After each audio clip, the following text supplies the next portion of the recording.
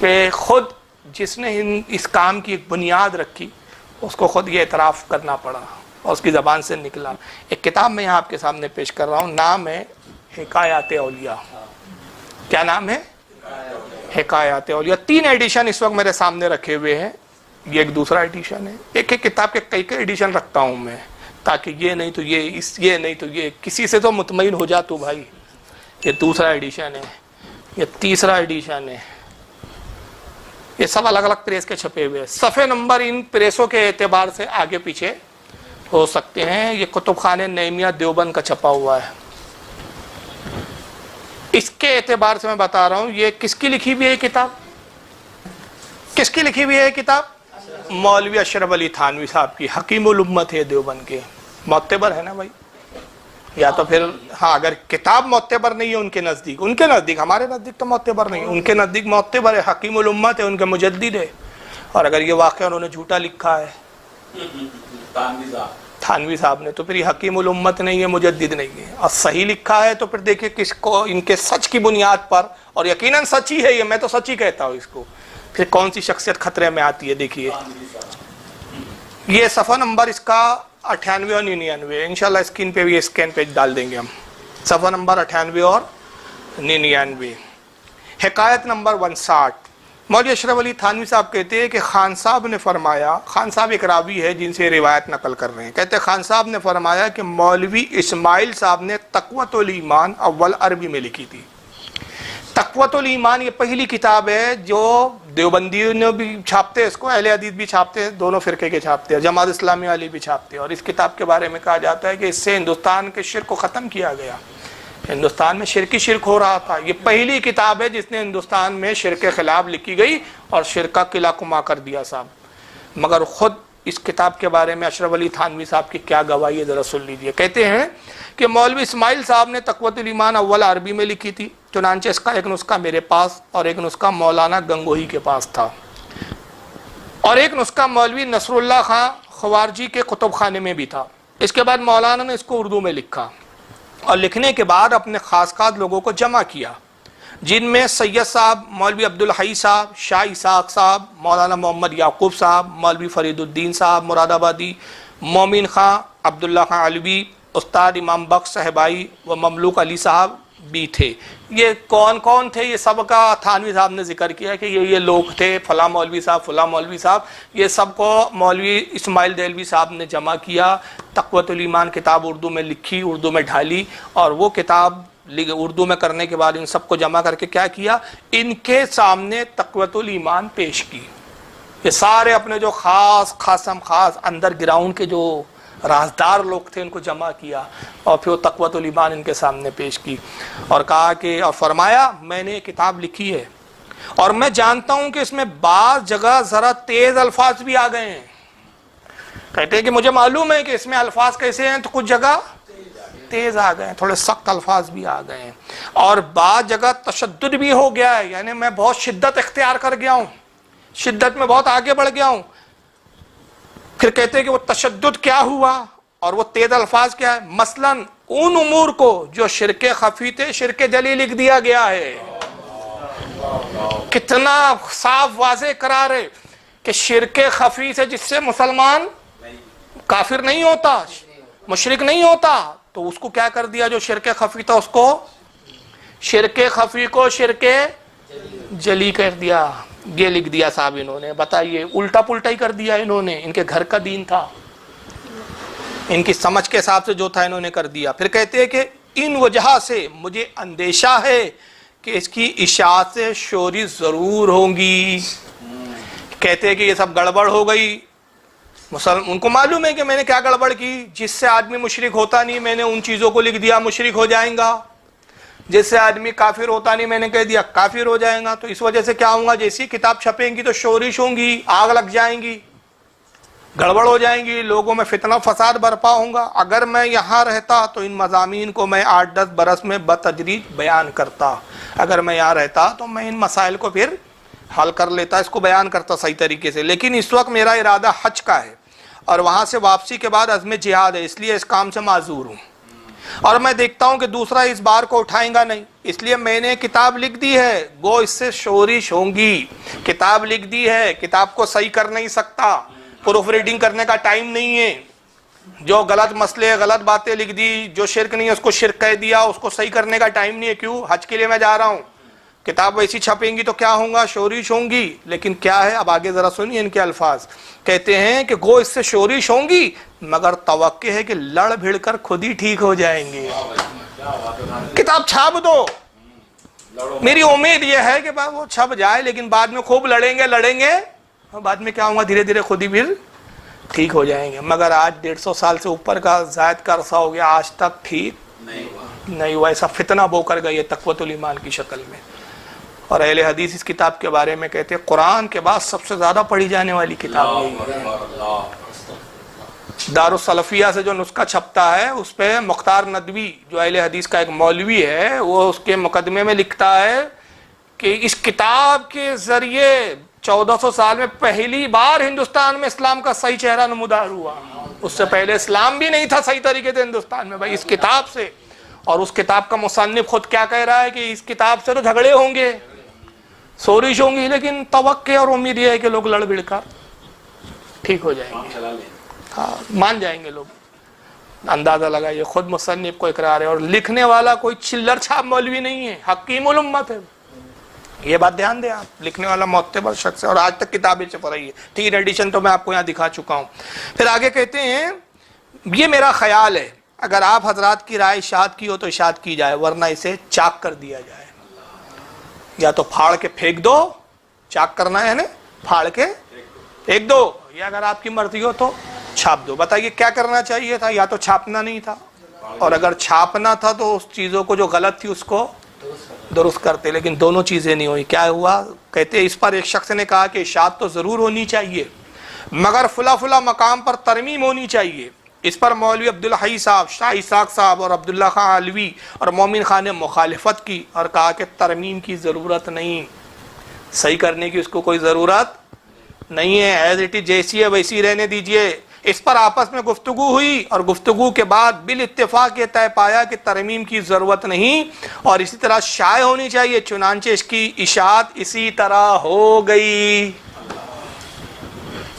وہی گڑبڑ والی کتاب چھپی، اور اس گڑبڑ والی کتاب جس میں شرک خفی کو شرک جلی لکھ دیا، آج بابڑے لے کے دوڑتے ہیں، دیکھو یہ شرک لکھا ہے تقویت الایمان میں، اور تمہاری اوقات ہی نہیں ہے کہ اسی کتاب کو بنیاد بنا کے تم ہم سے مناظرہ کر لو۔ تو بہرحال یہ کتاب چھپ گئی، اور نتیجہ کیا ہوا؟ شرک خفی کو شرک، اور یہ کون سی ادا تھی، کون سی حرکت تھی؟ آئیے بخاری سے بتاتا ہوں میں کہ مولوی اسماعیل دہلوی نے کیا گل کھلایا کہ جو شرک کام نہیں تھے اس کو شرک کہہ دیا انہوں نے۔ یہ آئیے بخاری دیکھیں، اب بخاری سے میں بات آپ کو پیش کر رہا ہوں۔ بخاری اور باب ہے قتل الخوارج والملحدین بعد اقامت الحجت علیہم۔ یہ باب کے تحت امام بخاری حدیث لاتے ہیں۔ اللہ رب العزت کا پہلے قرآن کی ایک آیت نقل کرتے ہیں۔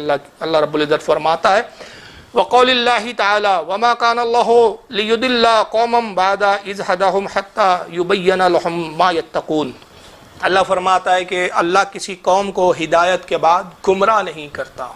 اللہ فرماتا ہے کہ اللہ جب کسی کو ہدایت دے دے کسی قوم کو تو اس کو گمراہ نہیں کرتا، یہاں تک کہ جب تک ظاہر نہ کر دے کہ انہیں کس چیز سے بچنا ہے، اس وقت تک وہ گمراہ نہیں کرتا۔ اس آیت کے تحت، یا دوسرے لفظوں میں کہہ دیں کہ امام بخاری اس آیت کی تفسیر بیان کرتے ہوئے یہ حدیث نقل کرتے، کہتے وقان ابن عمر یرحم شرار خلق اللہ، حضرت عبداللہ ابن عمر صاحب یہ رسول کہتے ہیں کہ اللہ کی مخلوق میں سب سے بدترین اگر کوئی مخلوق ہے تو وہ خارجی ہے۔ وہی خارجی جنہوں نے حضرت مولا کائنات کو قرآن کی آیت سے غلط استدلال کر کے کافر کہا تھا، بدترین تھے کہ جنہوں نے مولا کائنات جو سراپا ایمان ہے ان کو کافر کہا تھا، ابیر معاویہ کو بھی کافر کہا، بعض صحابہ کرام کو بھی کافر کہا۔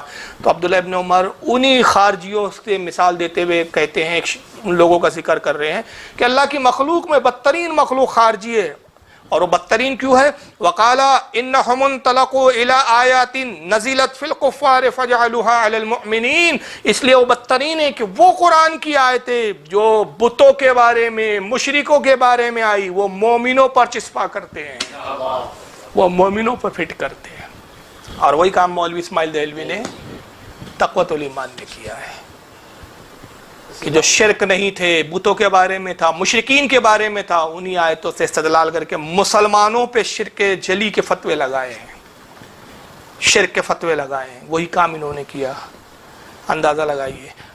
और हमारे उलमाए अहले सुन्नत आज तक इस बात पे चैलेंज करते हुए आ रहे हैं। मैंने भी मौलवी जर्जिस को बारहा चैलेंज किया इस बात पे कि वो आयत तुम जो झूम झूम के पढ़ते हो कव्वालों की तरह के जिनको तुम अल्लाह के अलावा पूजते हो, ये एक मक्खी पैदा नहीं कर सकते।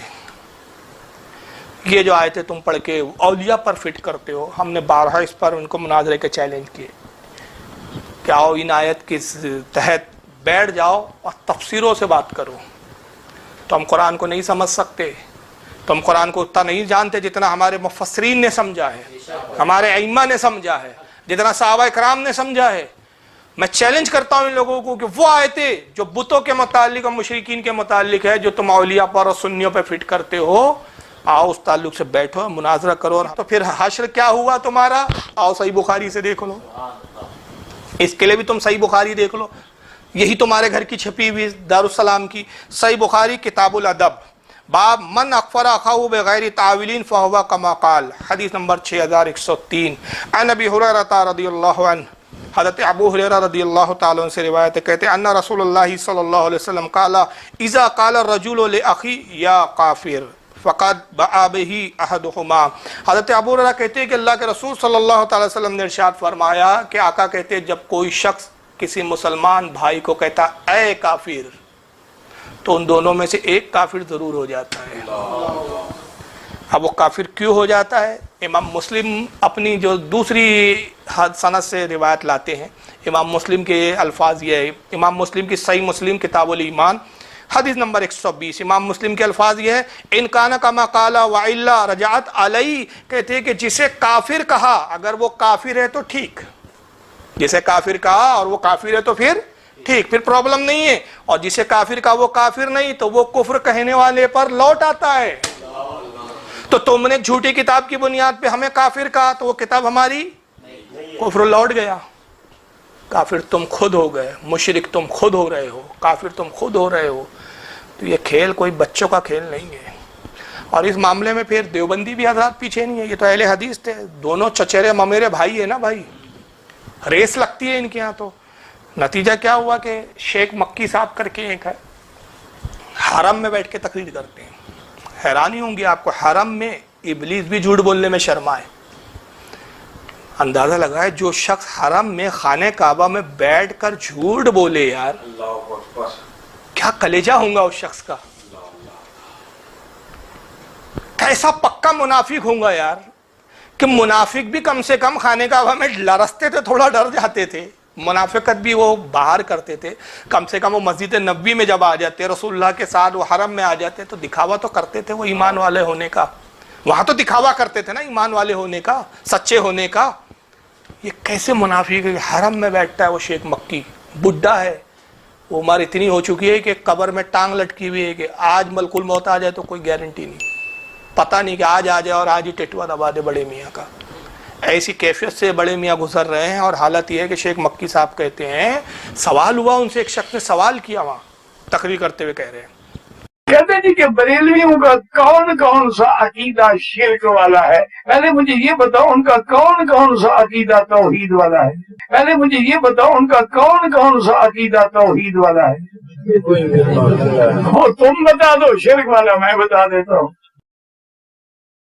अगर कब्रों पे सजदा करना ये तौहीद वाला अकीदा है, कब्रों पे तवाफ करना ये तौहीद वाला अकीदा है, हर साल बुजुर्गों का उर्स मनाना, उर्स जानते हो क्या होता है? उर्स होता है शादी, यानी अल्लाह से हर साल शादी कराते हैं, यानी अल्लाह से हर साल शादी कराते हैं। इसीलिए बुजुर्ग फौत हो जाए ये नहीं कहते कि मर गए, कहते कि विसाल फरमा के, वो तो अल्लाह से मिल गए ना, फिर अगले साल उनका उर्स होगा। कोई एक मुसीबत हो तो मैं बताऊं। बड़े मियाँ कहते हैं कि साहब ये जो उर्स मनाते हैं ना ये बुजुर्गों का हर साल, ये अल्लाह के वली से अल्लाह का निकाह करवाते, शादी करवाते हैं। उर्स के मायने शादी होते तो बोले ये अल्लाह से वली की शादी करवाते हैं।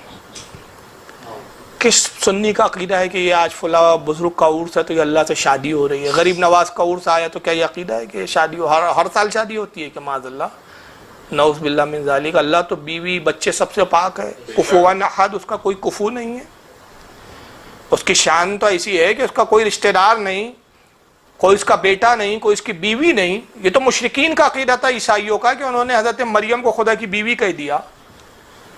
یہ کہاں سے لا لیا تم نے بھائی؟ حرم میں بیٹھ کے جھوٹ بول رہا ہے، حرم میں بیٹھ کے، تصور کیجئے کیا کلیجہ ہے اس شخص کا۔ یہ شیخ مکی صاحب کیا کہہ رہے ہیں؟ شادی کراتے اللہ سے، اور کہاں بیٹھ کے کہہ رہا ہے یہ؟ اسی لیے ہم کہتے ہیں کہ اب یہ نہ دیکھو کہ سب حرم سے بول رہے ہیں تو جھوٹ کیسے بولیں گے۔ بہت سارے لوگ لاتے نا یہ، نہیں حرم کا علماء کیسے غلط ہو سکتا ہے، مکے کا عالم کیسے غلط ہو سکتا ہے، مدینے کا عالم کیسے غلط ہو سکتا ہے؟ ارے اللہ کے بندے، ابو جہل مکہ میں ہی رہتا تھا اور سب سے زیادہ جھوٹ وہی بولتا تھا۔ ابو لہب بھی مکہ کا رہنے والا تھا، جھوٹا تھا مگر مکار تھا وہ۔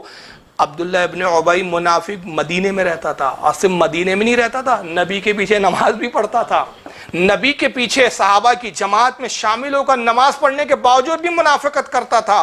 اور اسی مکہ میں، اب آئیے اب یہ بات میں دلیل دیتا چلوں، اسی عرب کی زمین پر، اسی مکہ میں جہاں قرآن کا نزول ہوا، وہیں پر اللہ رب العزت نے یہ آیت بھی نازل کی ہے، اسی جگہ یہ آیت نازل ہوئی۔ وہاں کیوں نازل ہوئی جب وہاں کوئی جھوٹا ہی نہیں ہے؟ تو تم تو کہہ رہے ہو نا کہ مکہ میں جو بھی ہے سب سچے کی اولاد ہے، کوئی جھوٹا ہو ہی نہیں سکتا، مکہ میں ہے، تو ہم تو کہتے ہیں مکہ میں یہ تھے، چلو تم کہو ابو جہل کافر تھا، یہ تھے وہ تھے، تو اسی مکہ میں، اسی حرم کعبہ میں یہ آیت نازل ہوئی ہے، وہیں قرآن کا نزول ہوا ہے، جس میں رب تبارک و تعالیٰ یہ بھی فرماتا ہے، پارہ نمبر 14 سورہ نحل آیت نمبر 105، اللہ فرماتا ہے انما یفتر الکذب الذین لا یؤمنون بآیات اللہ واولئک هم الکاذبون، بہتان جھوٹ وہی باندھتے ہیں جو اللہ کی آیتوں پر ایمان نہیں رکھتے، اور وہی لوگ جھوٹے ہیں۔ اللہ کہہ رہا ہے بہتان کون باندھتے ہیں؟ جو اللہ کی آیتوں پر ایمان نہیں رکھتے، جھوٹ وہی باندھتے ہیں، بہتان وہی باندھتے ہیں۔ یہ آیت کہاں نازل ہوئی تھی بھائی؟ ہندوستان میں کہ پاکستان میں؟ مکے میں نازل ہوئی تھی نا، مدینے میں نازل ہوئی تھی نا، عرب میں نازل ہوئی تھی نا، اور اسی مقدس زمین مدینے میں، وہی مدینہ منورہ کہا جاتا ہے نہیں وہاں کے عالم کو غلط مت بولیے آپ، وہ جو بھی بولیں گا وہ سب صحیح ہوں گا، حالانکہ جھوٹ بول رہا ہو۔ اسی مدینے میں اللہ کے نبی نے یہ کہا تھا، یہ کیا کہا تھا اس کتاب سے؟ دیکھیے کون سی کتاب ہے یہ؟ الموطا امام مالک۔ یہ حدیث کی پہلی کتاب ہے جو باضابطہ لکھی گئی، یہ حدیث کی پہلی کتاب۔ امام مالک پہلے وہ شخص ہے جنہوں نے حدیث کی کتابوں کو لکھنے کا اہتمام کیا، یہ حدیث کی پہلی کتاب مانی جاتی ہے۔ موطا امام مالک، کتاب الکلام، باب ما جاء فی صدق والکذب، حدیث نمبر 1923۔ حضرت امام مالک حدیث نقل کرتے ہوئے کہتے ہیں، صفوان بن سلیم سے روایت ہے، صحابہ اکرام نے رسول اللہ سے عرض کیا، پوچھا اللہ کے نبی کیا مومن ڈرپوک ہو سکتا ہے؟ یا رسول اللہ کیا مومن بزدل ہو سکتا ہے؟ فقال نعم، حضور نے کہا ہاں ہو سکتا ہے، ایسا کوئی ضروری نہیں ہے کہ کوئی مومن ہو تو وہ ڈرپوک نہ ہو، ایسا کوئی ضروری نہیں ہے کہ کوئی مومن ہو، ایمان والا ہو، ایمان میں مضبوط ہو اور بزدل نہ ہو، بزدل بھی ہو سکتا ہے، ڈرپوک بھی ہو سکتا ہے۔ پھر صحابہ نے عرض کیا اللہ کے نبی کیا مومن بخیل اور کنجوس بھی ہو سکتا ہے؟ ایسا ہو سکتا ہے مومن ہو اور کنجوس ہو، مال خرچ کرنے میں بخیلی سے کام لے؟ فقال نعم، اللہ کے نبی نے فرمایا ہاں یہ بھی ہو سکتا ہے۔ یہ صحابہ نے پوچھا اللہ کے نبی کیا مومن جھوٹا ہو سکتا ہے؟ فقال لا، حضور نے فرمایا نہیں، جو مومن ہے وہ کبھی جھوٹا نہیں ہو سکتا۔ بخیل ہو سکتا ہے مومن، ڈرپوک ہو سکتا ہے مومن، لیکن جھوٹا نہیں ہو سکتا۔ یہ فتوے ہم بریلی سے دے رہے ہیں کہ رسول اللہ کی حدیثوں سے اور قرآن سے دے رہے ہیں؟ تم نے جو ہمیں مشرک کہا خود ساختہ کہا، یہ کفر اور شرک تم پہ خود لوٹ رہے ہیں صاحب۔ اس حدیث کو امام بہقی بھی لائے ہیں، اور موطا کی حدیث صحیح ہے، حسن ہے یہ۔ امام بہقی نے شعب الایمان میں اس حدیث کو نقل کیا، حدیث نمبر 4812، اور امام بہقی کہتے ہیں یہ حدیث صحیح ہے۔ امام ابن عبد البر نے اپنی کتاب التمہید جلد 16 صفحہ 253 پہ اس حدیث کو نقل کیا. امام منذری لائے ہیں اس کو ترغیب و ترہیب حدیث نمبر 4458 کے تحت. امام سیوطی نے اس کو اپنی قرآن کی تفسیر در منصور جلد 6 صفحہ 587 سورہ توبہ آیت نمبر 119 کے تحت نقل کیا. آئیے یہی شیخ مکی صاحب ہے، یہی حرم میں ایک شعر کہتے ہیں. دیکھیے حرم میں جھوٹ بول رہے ہیں، حرم میں عجیب مخلوق ہے یار، یہ حرم میں جھوٹ بولتی ہے، یہ عجیب مخلوق ہے. میں بریلوی ہوں، اللہ آپ کو ہدایت دے. کیا امام احمد رضا خان بریلوی غلط ہے؟ ان کی کتابیں پڑھ لو پتہ لگ جائے گا. ان کی کتابیں پڑھ لو تو آپ کو سمجھ آ جائے گی. جس نے اپنی کتابوں میں ماشاءاللہ ایسی ایسی توجیحات لکھی ہیں کہ جو مستوی تھا عرش پہ خدا ہو کر اتر پڑا ہے مدینے میں مصطفیٰ ہو کر. اس سے بڑا شرک بھی کوئی ہے دنیا میں؟ اس سے بڑا شرک بھی کوئی ہے دنیا میں؟ ان للہ. اب وہ مر گئے، اللہ عالم توبہ کر لی ہو. اللہ مرنے والے کے بعد کسی کا گلہ نکلے. ویسے بہت بڑے عالم تھے، بھٹکتے بھی عالم ہیں. جاہل کیا بھٹکے گا؟ جو تیرنا نہ جانتا ہو کیسے ڈوبے گا؟ وہ تو کنارے پہ کھڑا رہے گا نا. تیرنے والا ڈوبتا ہے. بہت بڑا عالم تھا بدبخت. اس نے جو فتاویٰ لکھا ہے نا، اس میں بعض فقہی جزیات پہ اس کی بڑی گرفت ہے. پوچھنے والا پوچھتا ہے کہ میں بریلی ہوں تو کیا امام احمد رضا خان صاحب جو ہے وہ غلط تھے؟ میں بریلی ہوں، سوال کرنے والے نے کہا تو کیا امام احمد رضا غلط تھے؟ تو مولوی صاحب جواب دیتے ہیں کہ مولانا احمد رضا کی آپ کتابیں پڑھیے، ان کی جب آپ کتابیں پڑھیں گے تو آپ کو پتہ لگ جائے گا کہ ان کے عقائد کیسے تھے.